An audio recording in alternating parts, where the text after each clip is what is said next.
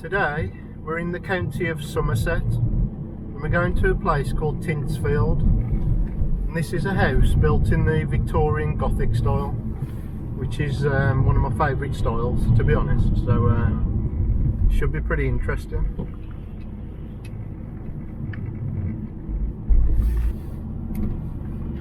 I think we're here now.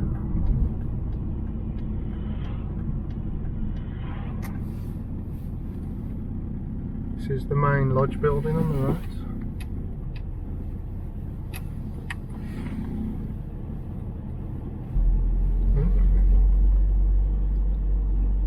I think we've got a nice avenue of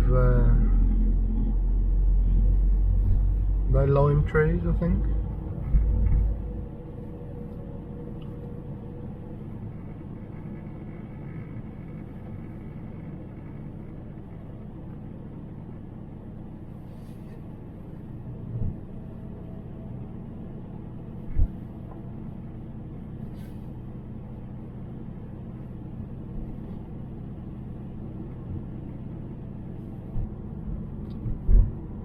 Decent little approach towards the house.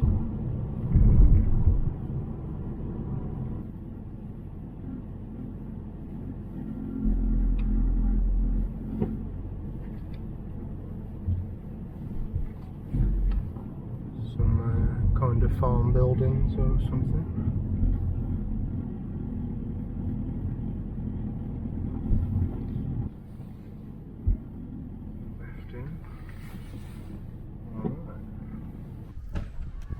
So just arrived, and just on the way in, this is the home farm, and this was built in 1881 as a dairy farm, and at one point this had a prize winning herd of Alderney cows, and it's also been used to rear pigs and hens. Nowadays it acts as the visitor centre with various amenities inside.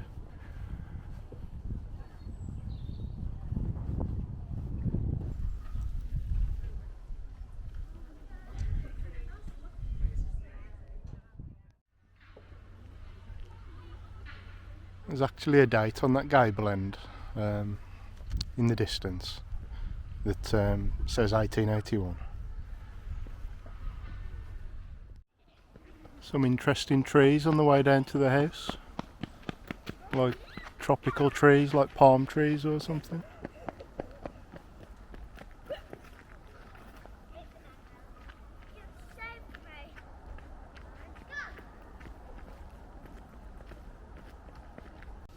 So here we are on the broad walk towards the house, and this is the stunning Tyntesfield house.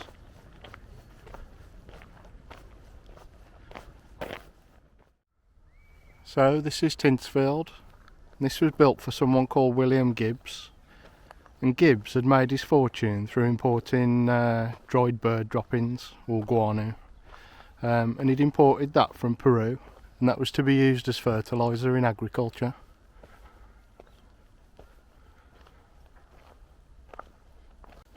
There was an existing house here, but in 1863 Gibbs commissioned the Bristol architect John Norton to enlarge and remodel the house that was already here, and the style he chose was a richly decorated high Victorian Gothic style.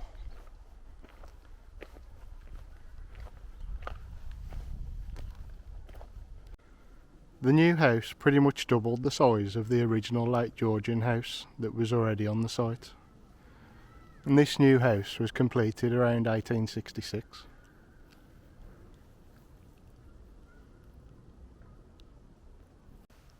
After 1877, Anthony Gibbs, William's eldest son, made some alterations to the house and also modernised it using the latest technology, including electricity.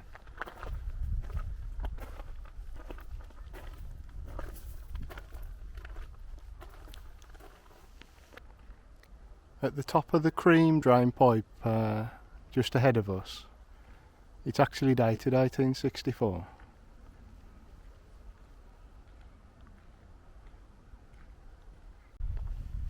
Richard Gibbs, the last member of the family to live at Tyntesfield, died in 2001. By this time, many of the rooms were unused as he lived alone and only needed to use several of them. However, the house was still in good order. In 2002, the house was acquired by the National Trust, who have an ongoing programme of conservation for the house on the estate.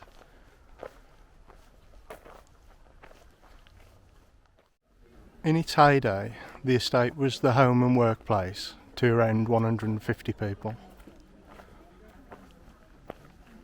And over in the distance there, you can see the family's private chapel. From this angle, you might just be able to see that even the roof tiles are patterned. That's how highly the place was decorated.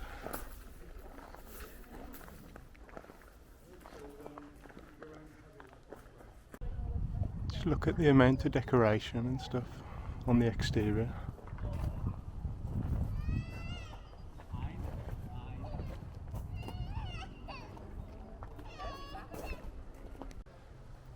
Various gargoyles and type of things.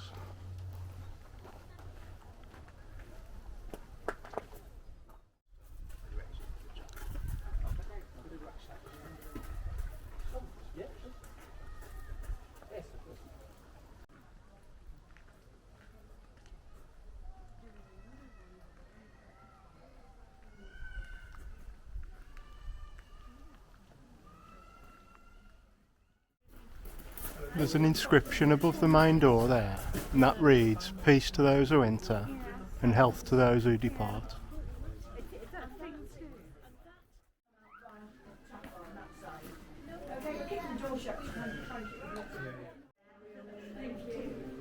So this is the cloister area. If you look on the floor, we've got Minton tiles.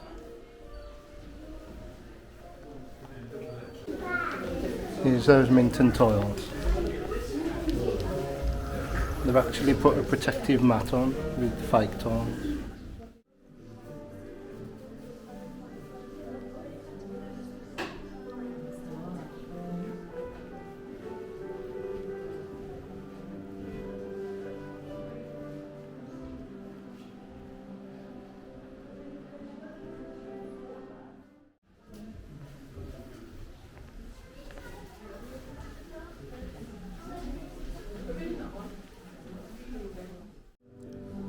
The cloister leads through here, and I believe this is the dining room down here.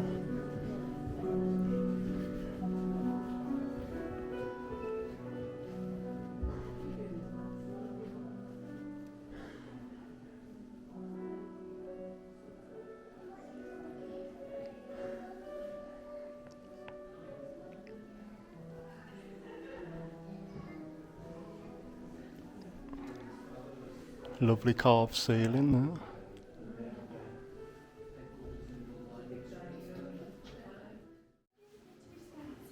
It's quite dark in this room.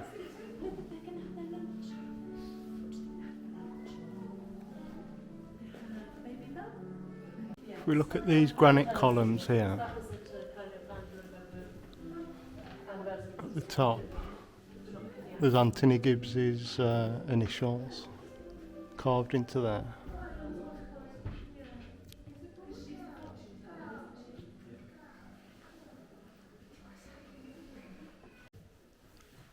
And the wallpaper here is actually imitation leather.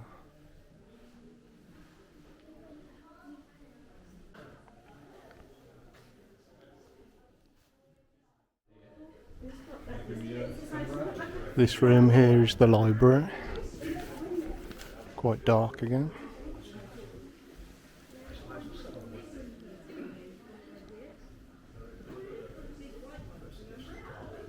Apparently there are around 2,000 books in here.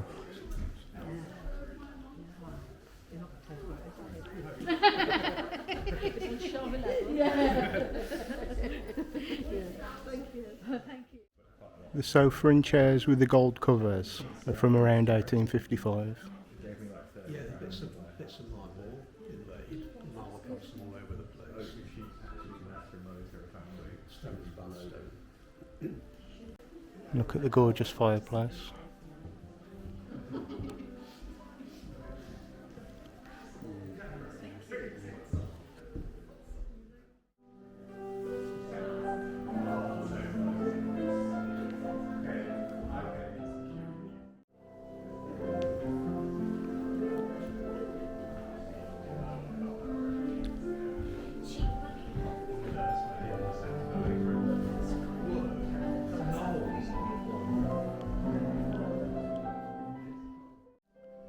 This is the Great Hall.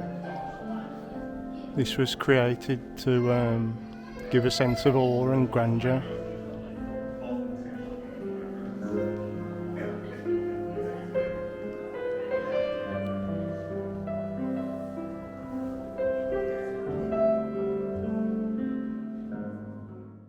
The Gothic fireplace here was carved from Mansfield sandstone.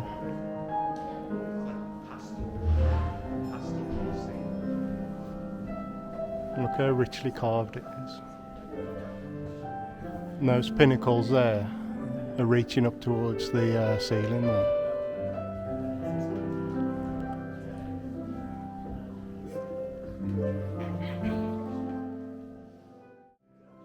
It's actually around 43 feet tall. This room is up to the roof. And we've got these cantilevered stone steps leading up to the galleries up there.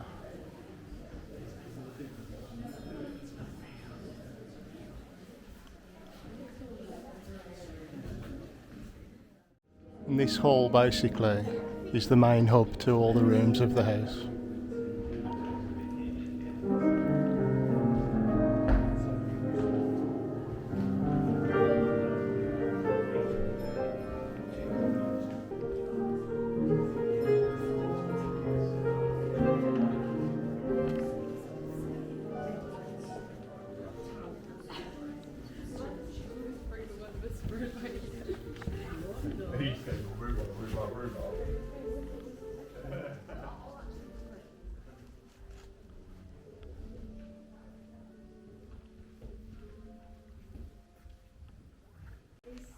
And this is the drawing room.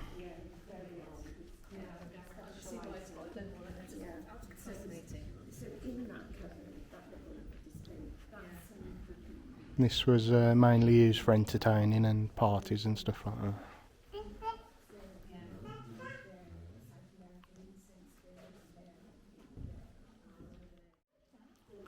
And the fireplace there is Carrara marble.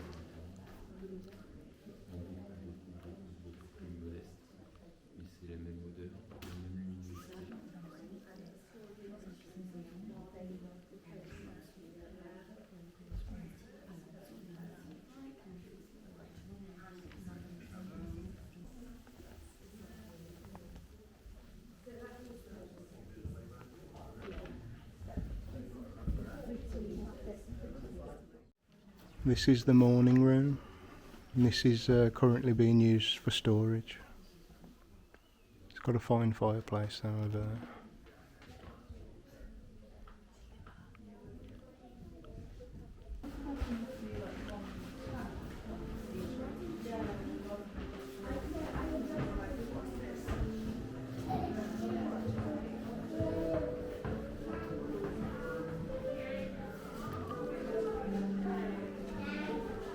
This leads back through to the Great Hall, or the Grand Hall, under the stairs.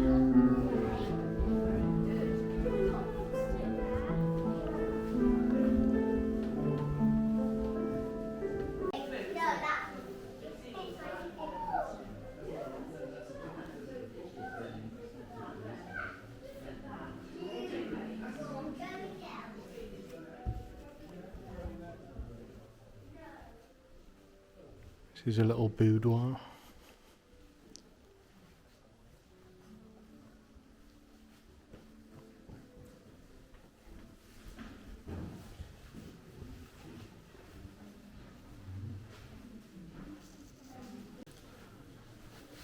This is the billiard room.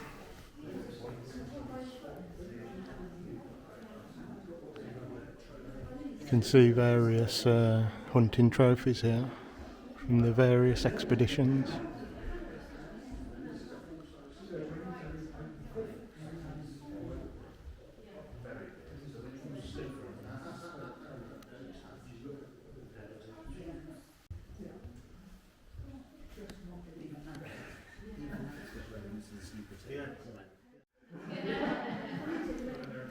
This fireplace in the billiard room, even the fireplace is decorated with sort of billiard balls.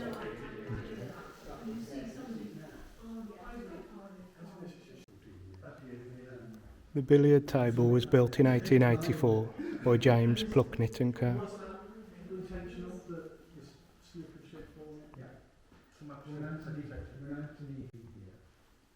This table was actually connected to an electronic scoreboard, which is over here.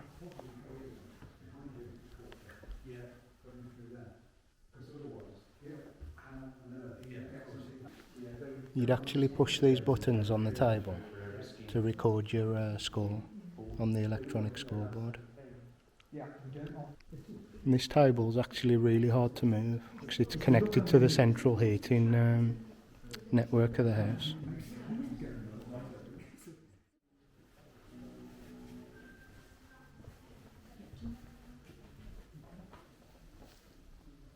Butler's pantry.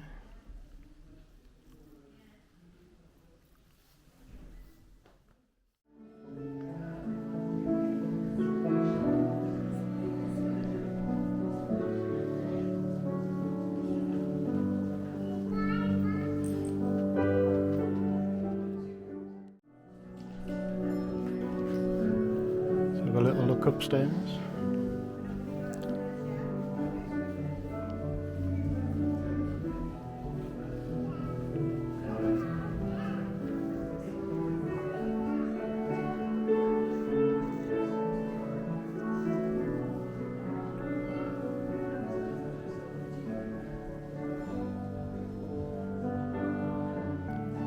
That's William Gibbs, who created the current house.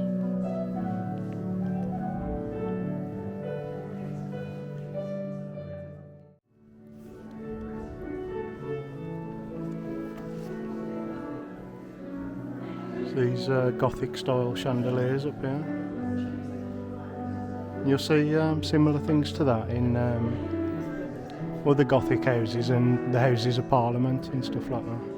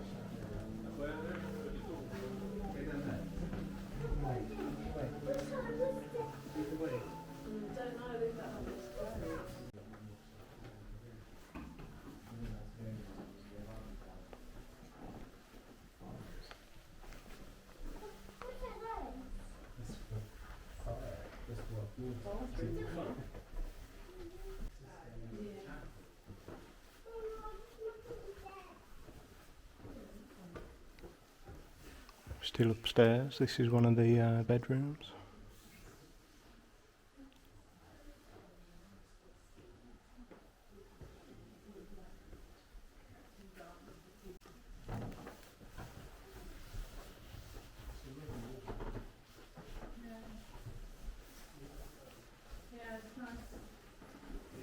Alright, I think we're heading towards the chapel now.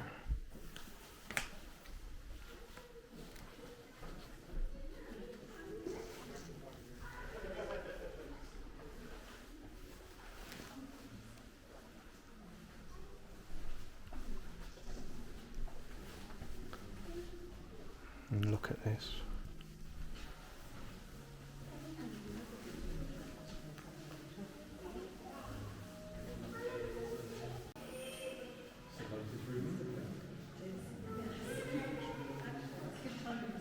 And this is the private chapel for the family and stuff.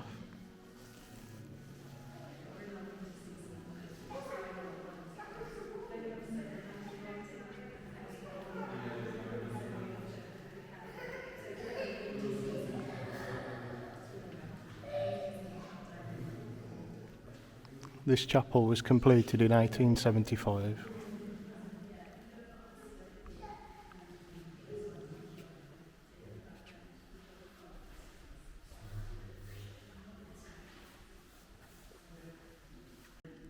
This was designed by the architect Arthur Blomfield, and it's based on the Gothic architecture of the La Sainte-Chapelle in Paris.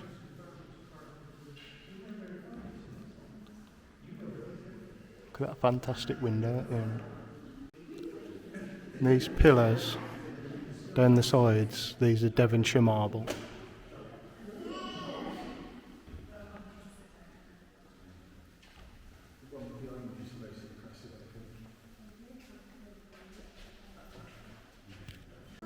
And the flooring is actually mosaic.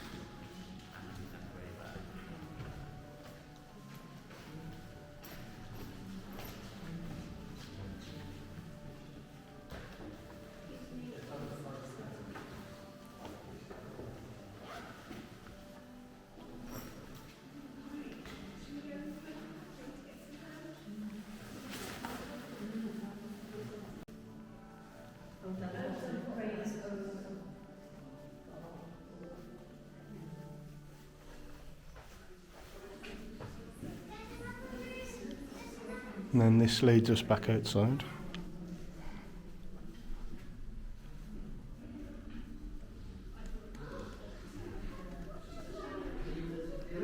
These ornate gates just on the way out.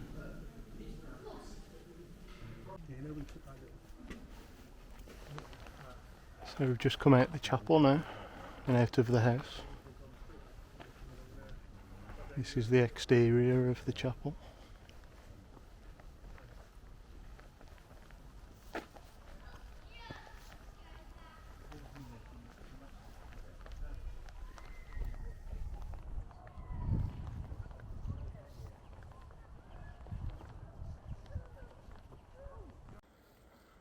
Wonder what this iron cage was for here.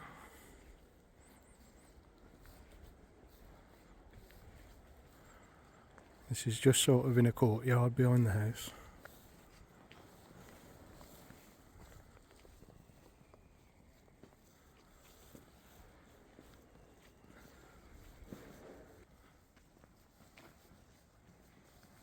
That's the back of the chapel from the courtyard just behind the house.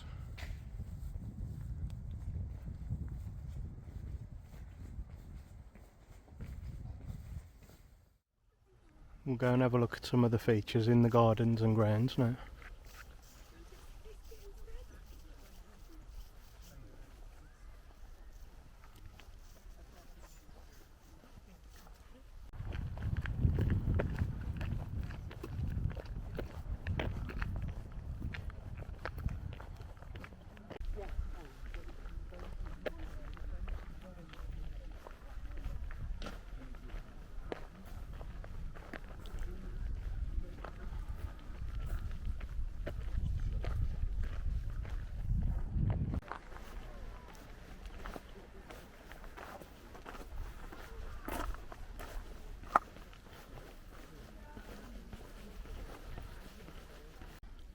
First thing we'll have a look at is this, which was an aviary, and this was built between the 1860s and the 1880s, and this was actually repaired in around 2011 after falling into a derelict state. There's quite a nice urn by this feature.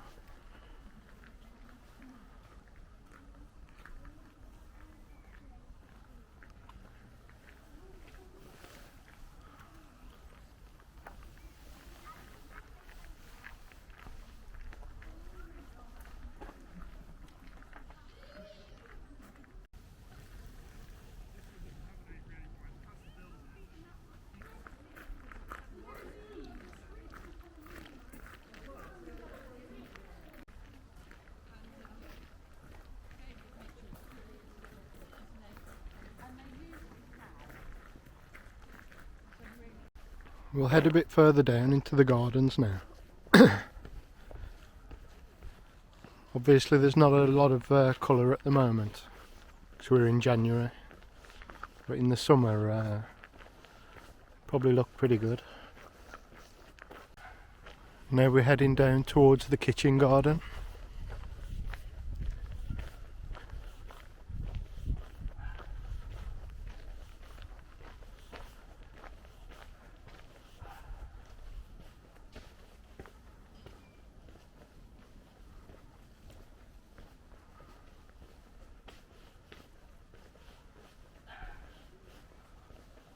Bit of classical architecture.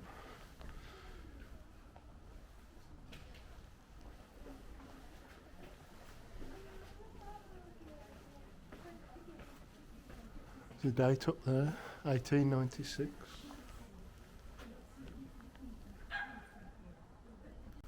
The kitchen garden was remodelled in the 1890s, but it had actually been supplying fruit and veg for the house since the 1860s.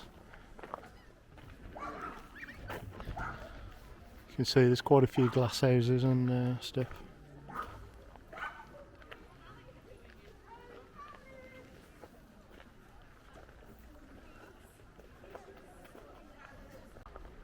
These glass houses would have been producing things like grapes, figs, pineapples, peaches and nectarines and stuff like that.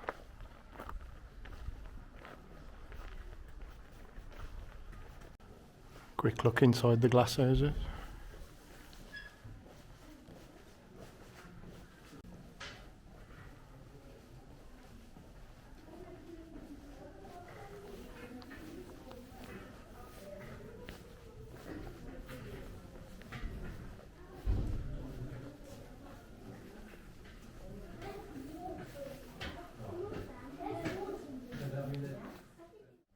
You can see the heating pipes here to allow it to be warm enough to grow fruit and stuff like that.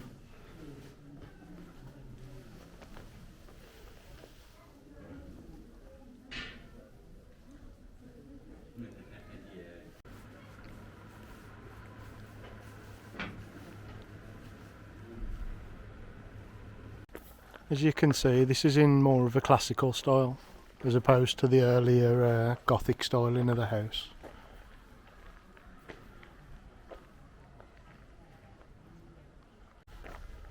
The crowning glory of this area is this Grade 2 star listed orangery, and this was also built in the 1890s. And this was designed by the architect Walter Cave.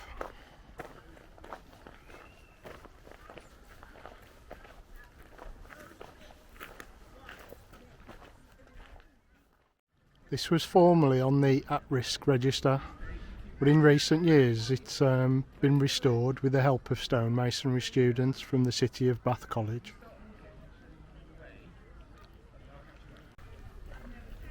You can see in the centre there's this portico with columns and a pediment.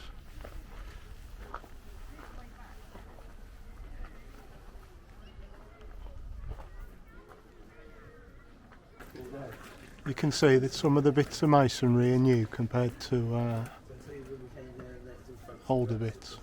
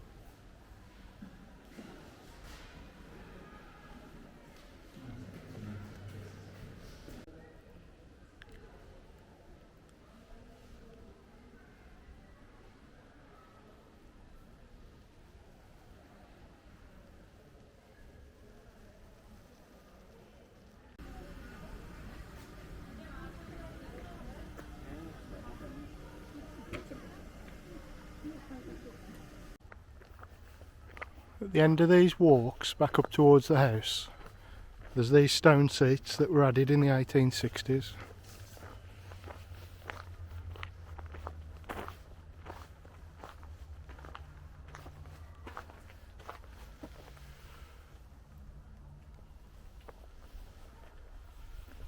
And these are quite ornate really for garden seats.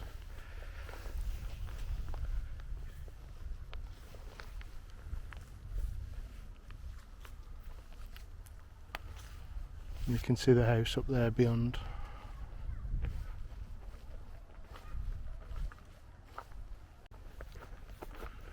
And we're going to continue right down the other end of this long walk and see our next little feature. Alright, so we're down the other end of that walk now, and straight in front of us you might see that there's sort of a little bowl, a little damp bowl, and that actually used to be a boating lake, but this was drained in 1939 basically to prevent enemy aircraft from using it for navigation, and it's never been totally refilled since. So you can probably see the outlines here where there's concrete, broken concrete and stuff.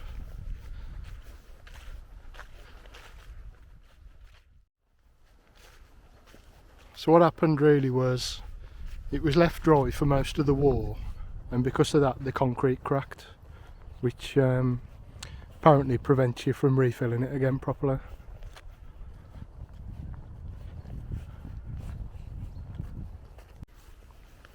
I'm actually going to step into what was the boating lake now. If you walk over to this far side, you can actually see a few remnants of what was a rock garden in the past.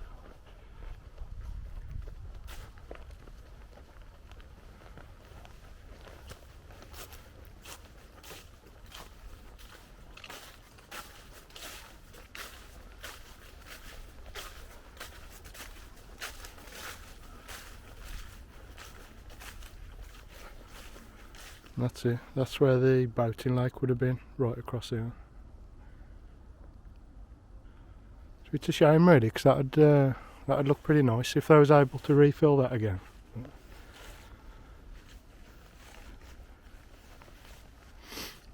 And you can see the house in the distance, so you can see sort of where it was placed.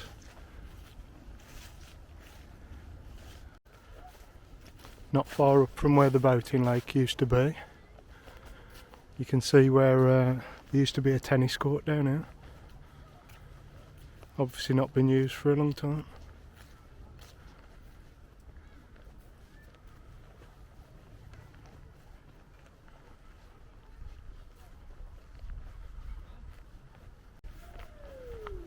Here's another one of those fantastic garden seats from the 1860s.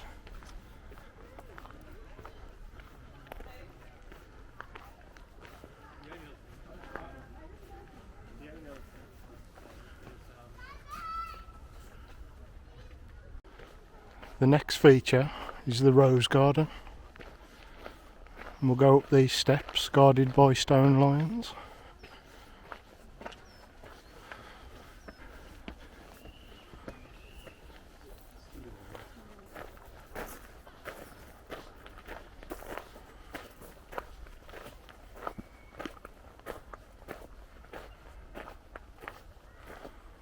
And in each corner there's these timber and stone gazebos.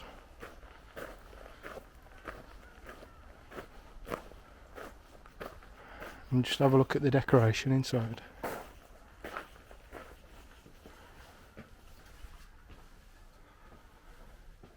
Lovely tiles.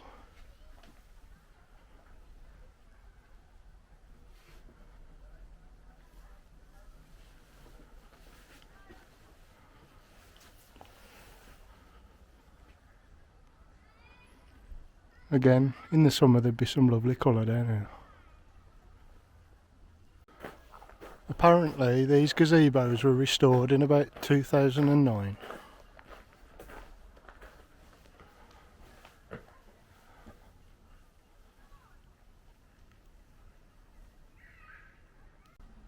And these tiles were by Minton, the famous manufacturer.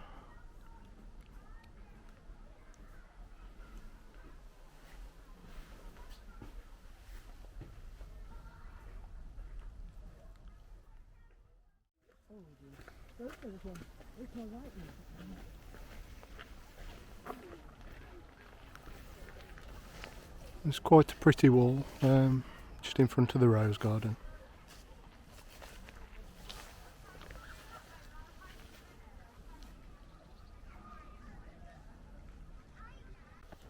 Alright, so the next thing we're going to have a look at are the stables.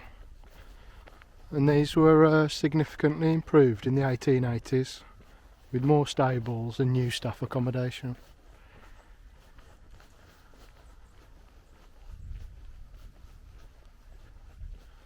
These are quite impressive, really.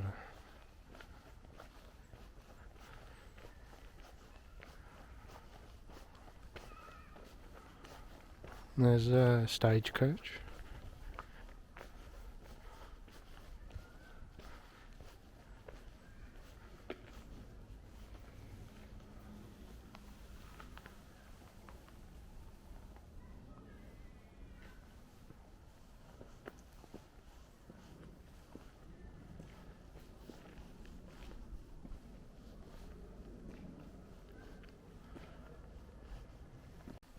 Anthony Gibbs commissioned the architect Henry Woodyer to create this entrance with the ornamental stone piers with the iron lanterns above.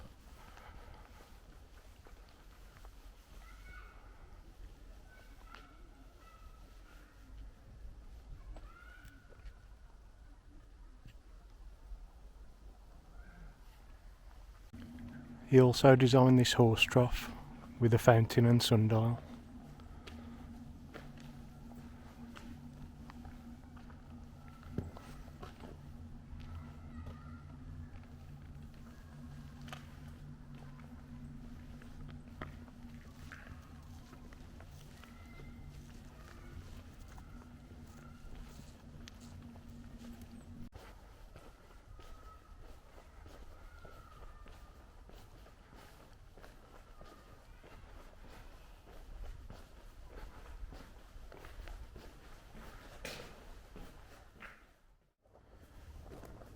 This building on a hill above the house is the Sawmill, and this was built around 1889.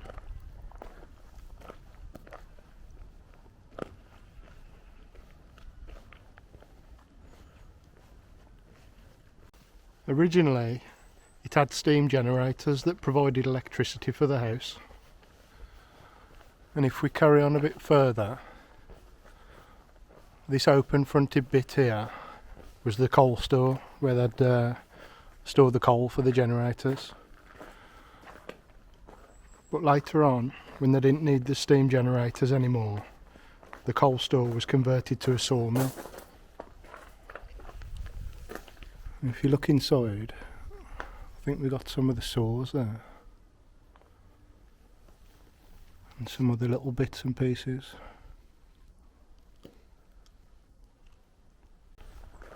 And in 2008, the engine house part was converted to a learning centre.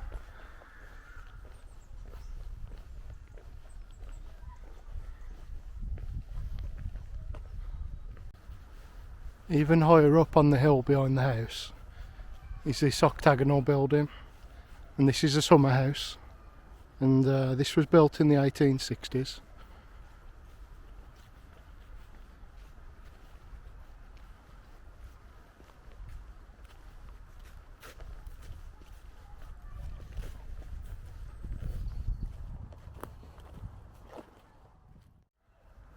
This building also needed some repairs, so it was restored around 2010.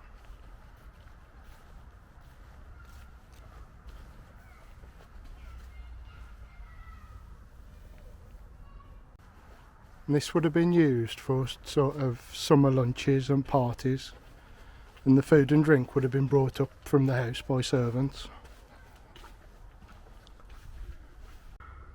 It's locked at the moment, but you might just be able to see inside through the glass here. There's a big wooden table in the centre.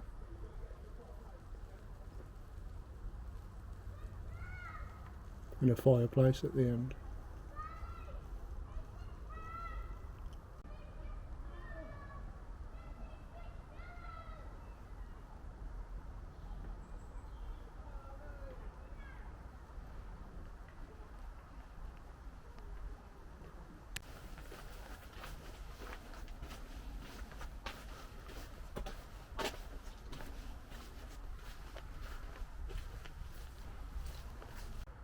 You can imagine this would have been great in the summer with brilliant views before all these trees had properly matured.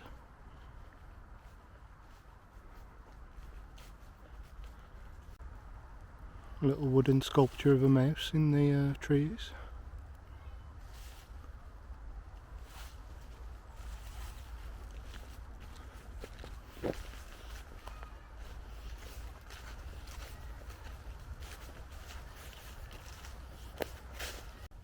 This building here was built in the 1840s and it's called the Chaplains Lodge. And this building was basically like other lodges for allowing sort of entry and exit from the estate. And something quite interesting about this, if we go a bit closer, you can see where there used to be a gate that used to come across the road. So you can see the sort of fittings here and stuff. There's still like a chain hanging and stuff. But anyway, if we come back, you can see there's a door on this side here. And if we go round, there's another door that side. So what would happen if people came through late at night and they didn't want to wake the gatekeeper who was living in the house, they could just pass through both of those doors, bypassing the gate, not having to wake the gatekeeper, and that could be onto the estate. So that's quite interesting. And the house that's a little bit further down, this is called the Chaplain's House, and I think this was from the 1890s, and that's where the resident chaplain of the estate would have lived. As you can see, it's a slightly different design and stuff.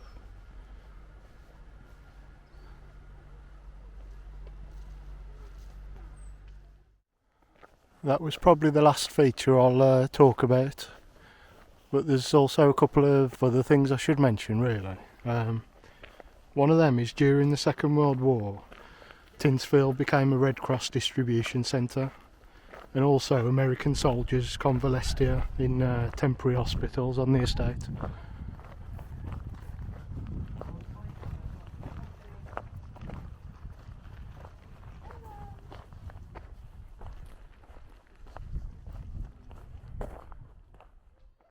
And if you're interested in films and TV that the house might have featured in the past, there was a 2017 adaptation of Agatha Christie's Crooked House that was filmed here, and that starred Glenn Close and Max Irons. Also, there was an episode of Sherlock filmed here, and also an episode of Doctor Who.